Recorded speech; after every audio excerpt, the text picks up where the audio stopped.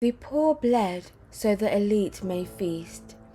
You're watching Veiled Victorian Vices, Part 1, Victorian Hunger Games. In the mid-19th century, the streets of London, Manchester, Liverpool and Leeds teemed with the desperate. Families crammed into single rooms in slums, often sharing beds with children, lodgers and the sick. Malnutrition was rampant. Rickets bowed children's bones, and tuberculosis and cholera swept unchecked through the filth of overcrowded alleys. Infant mortality was catastrophic. In some districts, 1 in 3 children died before their 5th birthday.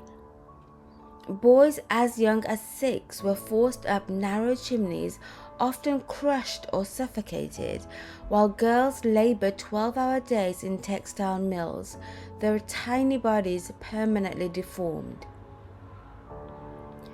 The Poor Law of 1834 promised relief through workhouses, yet these institutions were deliberately harsh, separating families and forcing men, women, and children into exhausting labor for meager, watery gruel.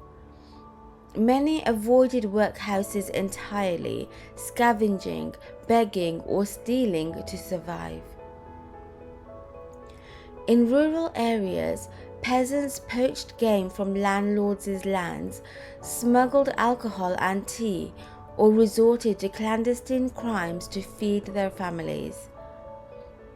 Some mothers, unable to feed newborns, abandoned or even killed them in desperation. Families sometimes buried starving children in shallow fields, hidden from the authorities. All this existed in stark contrast to the gilded world of Victorian elites.